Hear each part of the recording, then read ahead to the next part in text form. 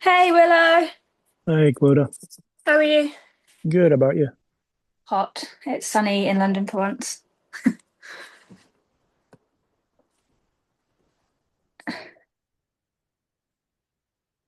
Hi, Emily. Good to see you on. Hi. Hi, Clodagh. Clodagh, like, Hey Emily, hi. how are you? I'm doing pretty well. We already went to the park this morning, taking it easy. How about you? I was just saying to Willow, it's hot here in London and I'm just not cut out for the heat. Yeah. Hot Melting, and we have like no aircon here ever, so I just feel like I'm just a blob. heat. Heat is all perception. When you're in the desert, it's like it just all becomes perception to the individual. That's so interesting. I need tips then. I haven't lived with an air conditioner for 7, 8 years now, probably. Oh, no Um, way. and my car's air conditioner didn't work when I bought it, and it's just been too much of an issue for them to fix it.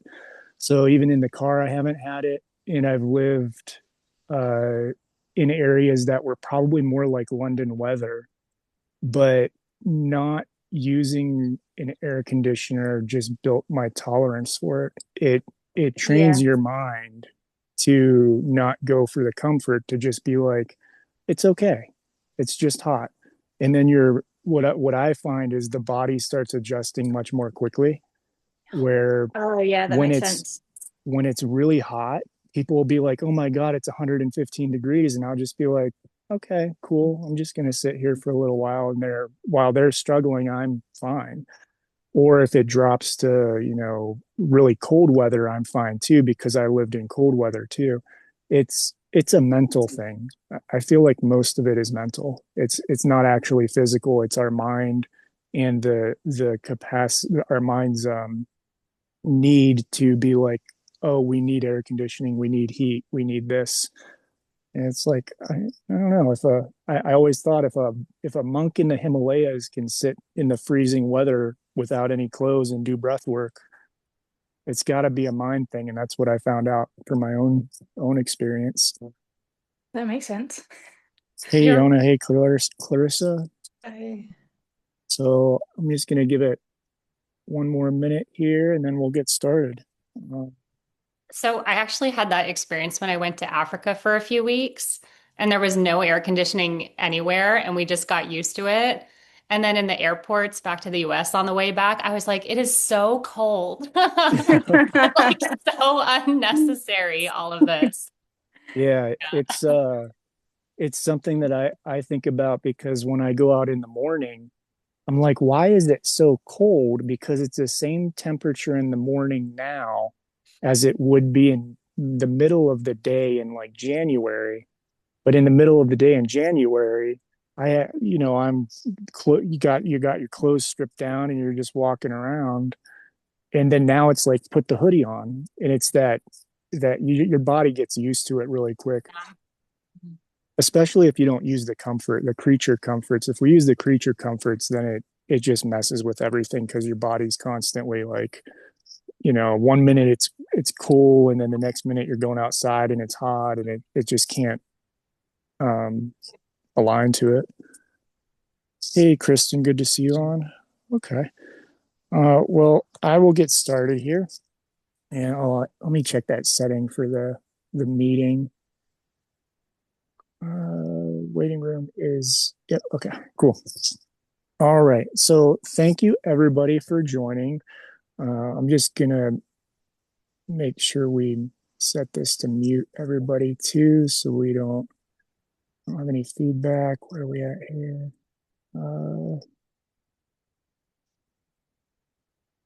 Do that, and then waiting room is open. Okay. All right. Cool. Should be good. Well, thank you everybody for joining. We may have some others popping in and out as time goes on. This is the ET phone home, which is free for everyone that wants to attend. in the moment. So if you know of anybody who's looking for help understanding extraterrestrials and looking for help understanding concepts around extraterrestrials, I'm going to try and do this event once a month, and it will be free for people who attend. And then I'm releasing the past recordings when we have a new event.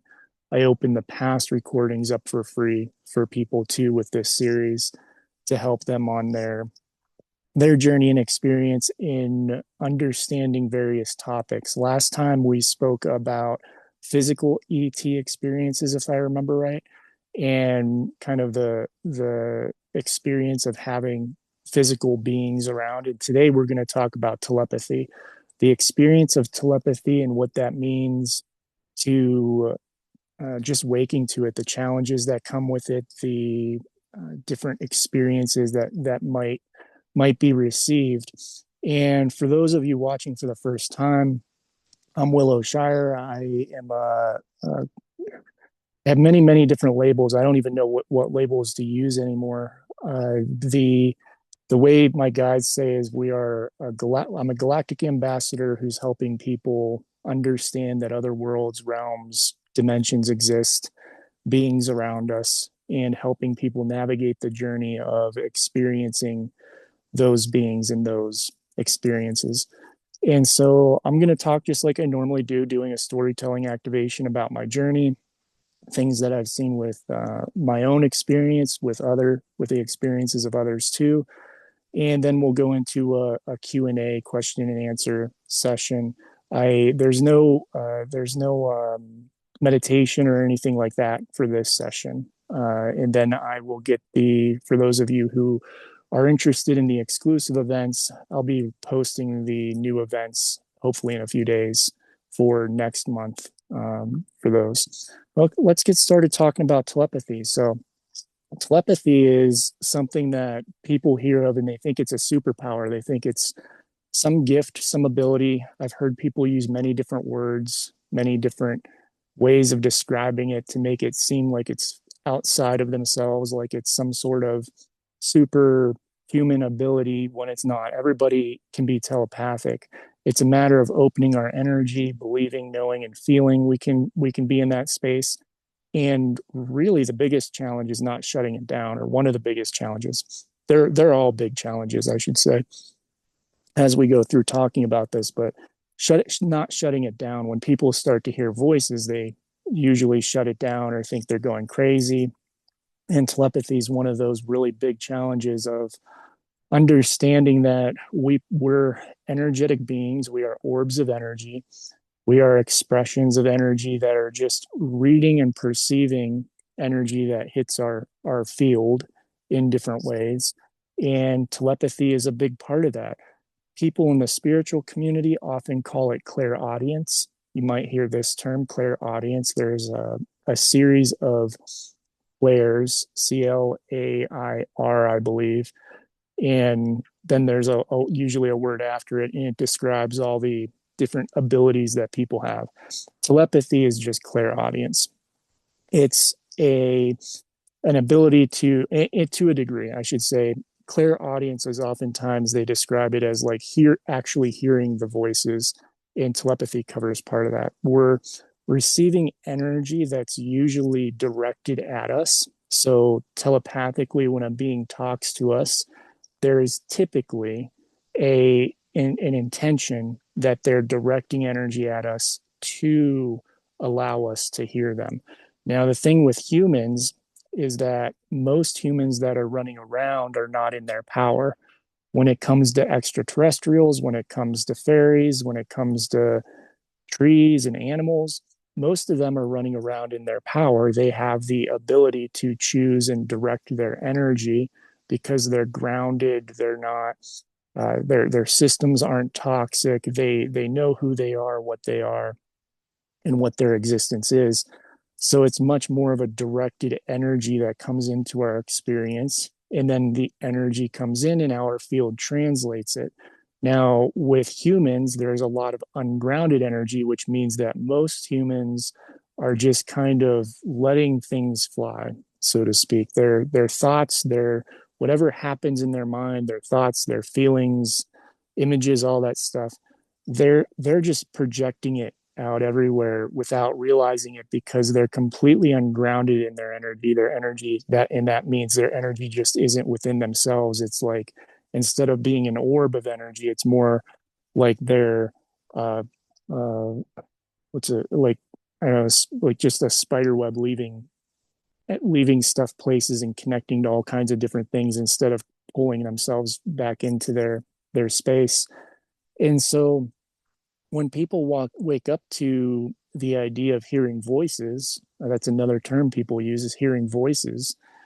It's very difficult because you don't just start hearing voices, you hear all of the ungrounded energy around us. We hear the humans, all of their thoughts, all of their worries, their anxieties, especially the people we're close to, the people in our vicinity.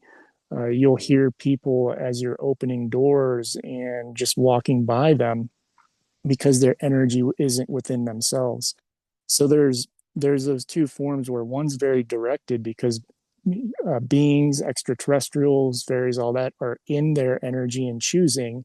I'm going to telepathically send you a message, and they're directing that towards you. And then there's the other type that is very ungrounded, and the ungrounded one is the type of energy that usually makes people feel pretty insane when they start waking up to it because it's something that clicks on for a lot of people in the experience. It just clicks on, and you just start hearing hundreds, if not thousands, of voices and thoughts and things that come through. And a lot of that's just ungrounded human energy. It can be energy too that beings are trying to communicate, but a lot of it ends up being ungrounded. And I had that experience myself in my was that 20 and early 20s anyway. I was in my early 20s and I woke up one day and my guides kept urging me to meditate. I had the intuition, the intuitive knowing to be able to communicate with my guides, and I kept getting that feeling, meditate, meditate, meditate. And I would do Buddhist meditations. So back then I was doing like these focused mind meditations, clear your mind, be in your body, just be in a space of nothingness, not really with any particular intention involved, just clearing the mind and strengthening the ability to think and focus on things. And my guides started telling me, we want you to sit down and meditate. The problem was when I would sit down and meditate, I would hear everything. I would hear thousands of voices, and it was like putting on 100 different radios on different stations and just playing them all at once, and you'd hear everything because of all of the ungrounded human energy that was around me. So I ended up turning it off. It was something that was very difficult. It was kind of driving me insane to hear all of that stuff, and I figured out how to turn it off, and I spent 10 years not doing some of my conscious spiritual work because every time my guides would come to me and be like, hey, we want you to work on your capacity, your energy, your expansion, I'd go like no, because I knew as soon as I got into a very high energy state compared to what I was in at the time, I just started hearing everybody. I would walk by people. I'd be in my room, in my bedroom, and I'd hear the neighbors, hear my family, hear everybody, all their ungrounded energy that's floating around the world. And it took me a long time to trust. When I finally trusted, it was right before the pandemic hit. I had started doing the work again. I had started writing in 20, so that would have been 2018. I think I started writing. And when I started writing is when they came to me and started saying, hey, we want to work with you because we want you to tell the stories of experiencing fairies and other beings and uh, sharing that with the world so others can understand they're not alone, sharing that so they understand they're not alone. This stuff is real. Now, at the time, I didn't know extraterrestrials were coming to me. And when I say extraterrestrials, I mean civilizations that live on the earth and galactics that live outside of the earth. I thought everything I experienced was fairy. I also didn't know I was telepathic. I didn't understand that's what I was doing at the time when I would see a fairy, that we were telepathic. I was just communicating and feeling and know, like having the knowing, and sometimes hearing them in my mind, seeing images and that type of thing. And what happened is, as I started writing my fantasy books, the extraterrestrials started coming in and saying, "Hey, we want to work with you more." And they were Zeta Reticulan in nature, which are the more stereotyped common theme of a big head, short beings, big heads, big eyes. Uh, some people call them grays, but not all grays are Zeta, are part of the same group. There are a lot of different beings that are short, big head, big eyes. And so these beings show up and they start teaching me. And as they're teaching me, it's very much a telepathic thing of connect, just them looking at me and just knowing exactly what they're thinking. And it led me on a journey where I started to go into spaces with beings that I felt safe with, or felt more safe with, I should say. Um, so one of those was Sasquatch. Over the course of this journey, I started seeing Sasquatch in my mind, like very just in my mind all the time. And it was telepathic. It wasn't. I'm very clairvoyant. I see things. I can see futures playing out, all kinds of other images in my mind. But this was very like, this was a being, a Sasquatch projecting into my mind, saying, "Come to this mountain," and I knew it was telepathy. And I'm sitting there and I'm going, okay, do I trust this? Do I work with this more? What's going on with this? And so I started trusting a little bit more at a time. And this is where people talk about intuition. They use the word intuition in the community. And oftentimes, what intuition is, it's not just energy coming in and feeling and knowing something. It's the telepathy of a being communicating with us. And then we call it intuition, where they're actually sending us a message of, hey, go do something, do this thing. And trusting it is one of the hardest challenges, because it's awareness outside of ourselves, awareness that we're like, where is that coming from? What, that's not my thought. Is that my thought? That's a struggle too, figuring out what is my thought, what is not mine. In my experience, 90+% of my thoughts aren't my own. I'll hear things, and the way I figured it out throughout time is that when I have a thought, if I put work into it, it's my thought. If it just pops into my head, it's usually a being from outside or energy I'm picking up. It could be a telepathic message from a being. It could just be energy hitting my field, and then I'm translating it and trying to sense where it's coming from, why it's expressing, and why I'm feeling the energy around. Oftentimes, the thoughts that are more language oriented, my guides are saying, are telepathic in nature. So when we hear a voice, even if it's our own voice, it's often not us. It's often translation of messages coming in. That's something that happens with telepathy too, that when somebody sends us a message, it translates in our field, and we often hear it in our own voice. And so people assume it's their own thought when it's not their own thought. It's the energy field translating the the message, and we just hear it as our own voice because we're used to that. It can be very unnerving to hear the actual sounds and voices of other beings, of other energies, and that's a practice that takes time. Typically, some people open right up to it, but it creates a lot of hardship and challenge in understanding what's going on. And that's usually where you get people that are being diagnosed with different mental illnesses that aren't really mental illnesses. They're just misunderstood because the medical system doesn't understand that telepathy is occurring, or that they're experiencing other spiritual, what we would call spiritual abilities, spiritual gifts. And so the energy comes in, and it can be in your own voice. It could be in a different type of voice. And that's typically going to be other beings that are speaking to us. And again, the way I figured it out for my own experience is that if it's very quick, immediate, no focus, no energy around it, boom, it pops in my head. It's from outside of me, and that's 99% of my thoughts. The thoughts that I have are very focused, and I put energy behind them. I'm thinking of a topic, and it just doesn't randomly pop in. So uh, as I'm doing this work and I'm doing the writing, the Sasquatches had called me out to the mountain to work with them.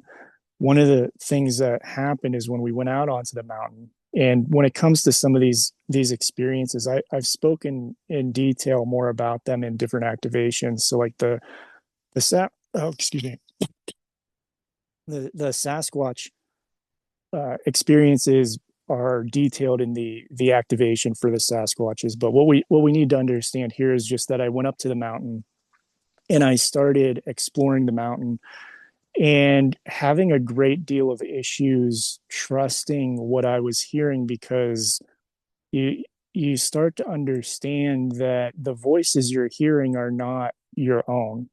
They're not made up in your head. You were called out to this mountain. It's a mountain that they said that when I was searching for places to camp, they told me to go to a specific place, and I said no. Talking to the voices in my head, I'm like, I'm not going there. I don't want to go there. I have no interest in that place. I had interest in other spaces, and things came up every time. Every time I looked into something, it was like I could not go to that place to go camping. I had a list of 20, 30 places. The place that they wanted me to go was at the very end, and they just kind of laughed because they were like, we told you, you need to go there. And so I went out to this mountain, and they would guide me around. The telepathy coming in, I would hear go left, go right. I would hear there's, something on the trail ahead, or go this way to find this thing. They would download maps. I had one time where I went up onto this mountain, and again, I never been there before, in this lifetime anyway. And I go up there, and before I went up there, they downloaded the map into my mind of the road system that had been logged. There was an area that had been logged out, and they go, if you go down these roads, there's a UFO parked in a shifted out of the dimension, but it's parked here. And I get to that area, and sure enough, the map in my head was the road experience. They were able to telepathically send me that image and show it to me in my mind visually, like, here's the route and here's the way you go. One of the things that developed over time, just doing this work in general, I don't know if this will happen to other people. It's just something that happened in my journey because of how I work with a lot of beings, are that the ones that I work with, if they want to show me something, they'll pop arrows into my mind now. So sometimes it's not even maps. I'll just be like, show me where to go, and I'll see in my mind the arrows of like a Google map, but it's them telepathically guiding me down the roads, down the paths, through the woods, through the wilderness. I can walk into the wilderness, and they'll just show me this trail in my head that doesn't exist, and end up being accurate, but ends up being accurate. So it's a trust issue is part of what I'm getting to, is that I had to build a lot of trust by listening to these little nudges of go left, go right, you know, go to the mountain, do this, do that. And as I built the trust, what happened is I started resonating more with their frequency. So the beings who were telepathically communicating, like Sasquatch, for example, Sasquatches would telepathically communicate with me. The more I listened to their messaging and went into the woods when they called and followed the pathways when they called, the more easily I felt their energy.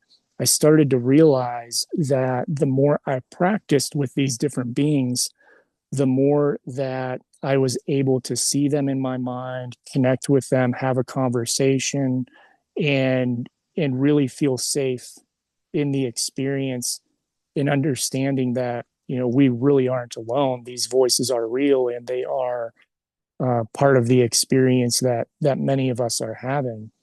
And so I started trusting that just more and more, following their awareness. And one of the things that, if you've read my third book, the third book is called Extraterrestrials, Interdimensionals, and Sasquatch. Extraterrestrials, Sasquatch, and Interdimensionals. Super creative title, but just straight to the point. Um, it's something that I wrote my experiences as I had them at the time and as I understood them at the time.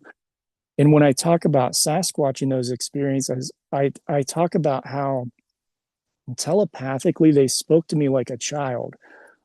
They spoke to me in language that was very broken. That was like a first grader had written a paper, and it was very simple words, very broken language, short phrases, quick, not a lot of uh, advanced grammar or messaging or anything like that.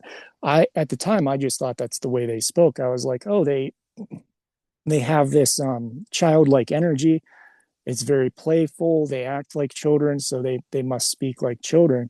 What I didn't understand at the time is it wasn't that they spoke like children, it's that they had worked with humans before. And what they were doing is they were building my ability to process their telepathic communication more quickly, which when it came to other extraterrestrials, they would just send a telepathic message. It would overload my system. I wouldn't understand it. Or if I did understand it, it would be far more complicated and advanced, but I would only get pieces and in parts of it, kind of like, trying to download a movie in, a movie sized, think of downloading a movie sized file, but only getting the first, not first, but only getting like every 10 seconds, every 5 minutes, and then trying to put it together because your brain can't process the whole video. You're only getting pieces and pushing it together to try and get a message. That's how a lot of extraterrestrial experiences were going. Wasn't the easiest thing to experience throughout the day, having them come in and try to send messages. And so what the Sasquatches were doing is they were used to working with humans. And actually, in one of those experiences, it was interesting because they brought a juvenile Sasquatch to watch. And I remember asking, why is the juvenile sitting way off in the distance watching us? And it was specifically that reason. The teacher, Kunlai, she was saying, we're teaching her how to communicate with you too, so she can do the same work that Kunlai was doing with humans, and understanding that our capacity for quick telepathic transmission wasn't the easiest to deal with. So I went on this journey of understanding that, okay, telepathy is real. And this was around the same time I was understanding Sasquatches were real, ETs were real, all of these other beings. And they would come to me, and during the day, again, telepathy during the day, not the easiest to translate in the beginning. You'll hear the voices, feel the voices. Sometimes you won't be able to pick it all up. Sometimes it'll sound like noise. Sometimes you'll get pieces. Sometimes you'll get the whole thing. It just depends on the energy, their energy, and your ability to translate it. And what would happen is I would go into meditation. And now meditation isn't what we would technically consider telepathic, but there is a lot of telepathic experience in that space. When we're talking about telepathy today, it's more about the day-to-day integration of just walking around as a human and just constantly hearing things. But if I was in a space where I knew one of them was trying to communicate, I would say, okay, I'm gonna slow down. Can you come to me in meditation? We would go meditate. I'd meditate, get my energy, get my body to kind of fall asleep and relax and disappear. And then I would go into a space and in a journey, so to speak, I guess.